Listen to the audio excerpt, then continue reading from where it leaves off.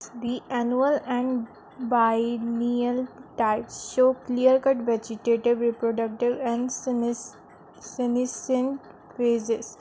तो फिर ये जो एनुअल प्लांट्स वो होते हैं जो एक साल के अंदर ही अपना बायोलॉजिकल प्रोसेस कर लेते हैं, और बाइनियल प्लांट्स ऐसे होते हैं जिन्हें 2 साल लग जाते हैं अपना बायोलॉजिकल प्रोसेस ख़त्म करने में। तो फिर हम इन ऐसे एनुअल प्लांट्स और बाइनियल प्लांट में अच्छे से देख सकते हैं वेजिटेटिव स्टेज को।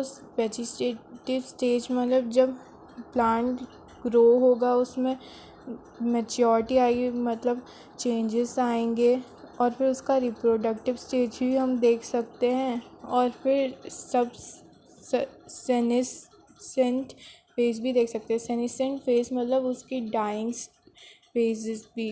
तो फिर हम ये तीनों फेजेस को अच्छे से स्टडी कर सकते हैं एनुअल और बाइनियल टाइप के प्लांट्स में। But in perennial species it is very difficult to define these phases.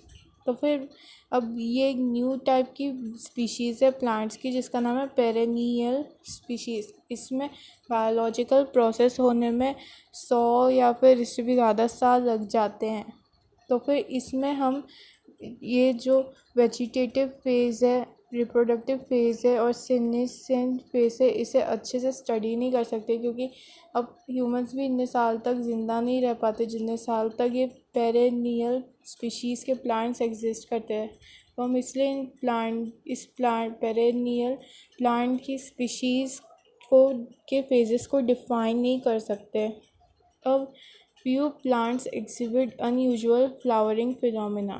ऐसे कुछ फ्लावरिंग प्लांट्स होते हैं जो अनयूजुअल फ्लावरिंग फिनोमेना शो करते हैं। फिनोमेना मतलब नेचुरली ओकरिंग प्रोसेसेस।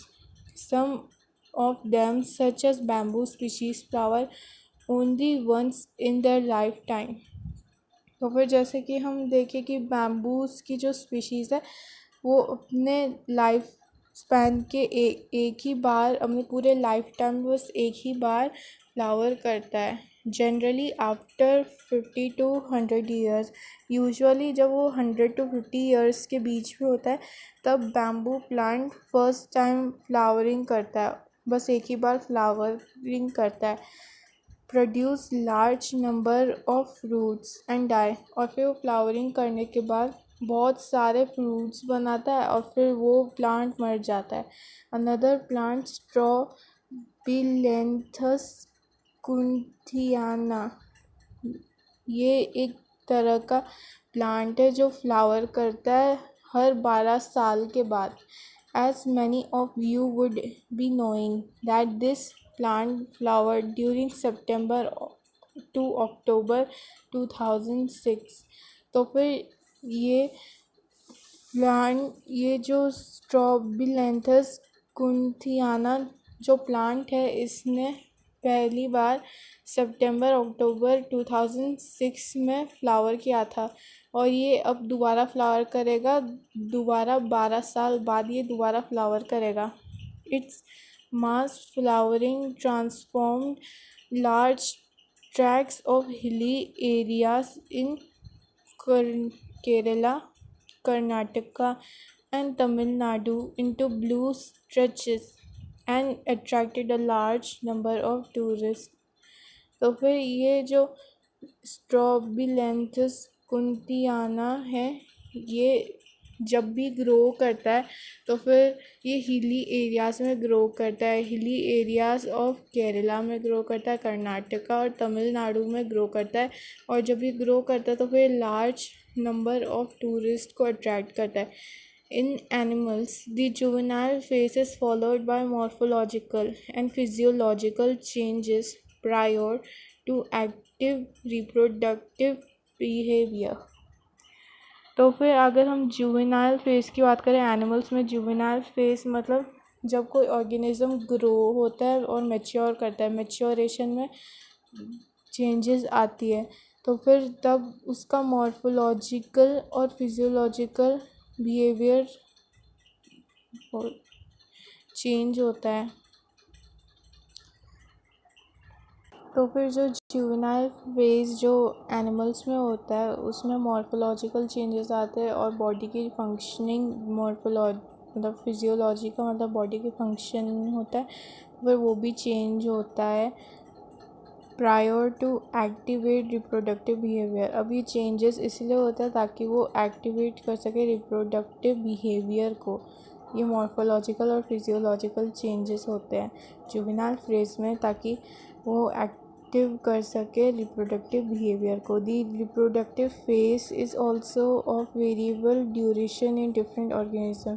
तो फिर अभी जो रिप्रोडक्टिव फेज होता है ये डिफरेंट हो सकता है डिफरेंट ऑर्गेनिज्म के लिए।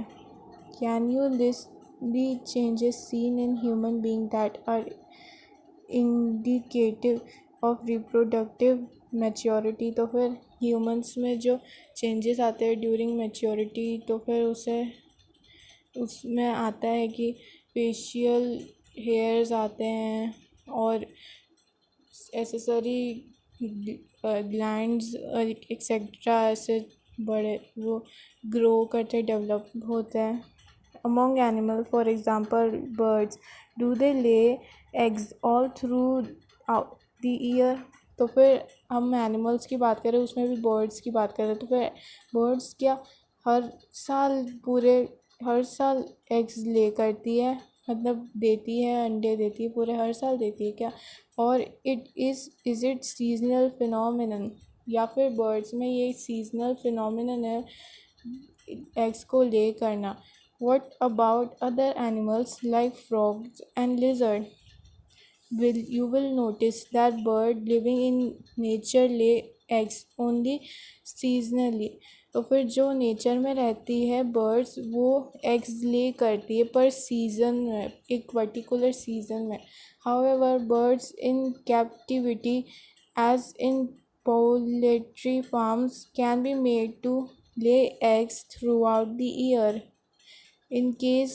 In this case, laying egg is not related to reproduction but is a commercial exploitation for human welfare।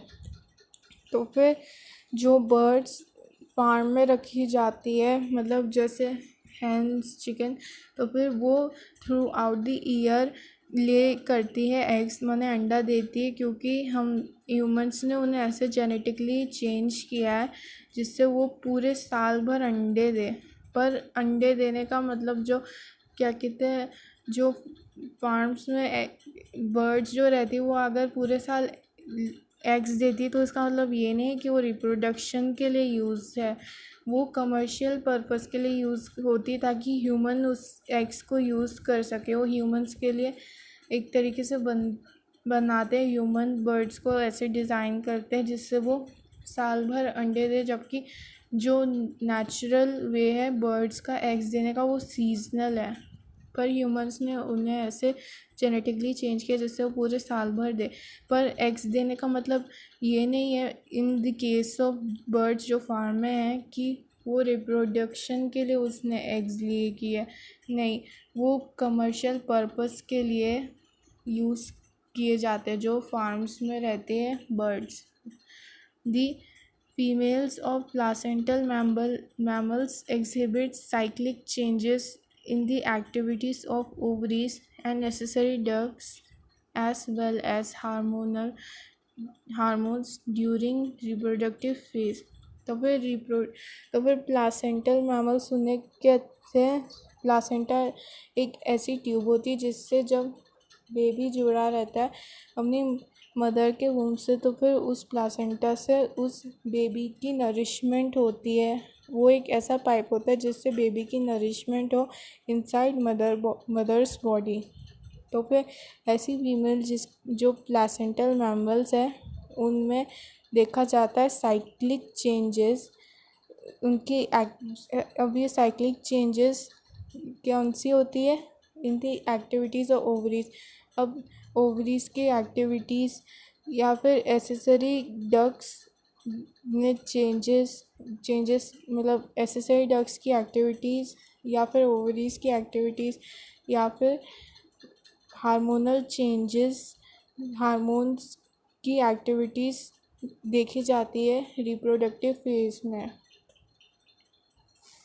In non-primate mammals like cow, sheep, rat, deer, dog, tiger, etc., such cyclical changes during reproduction are called oestrus cycle, whereas in primitive monkeys, apes, and humans it is called menstrual cycle.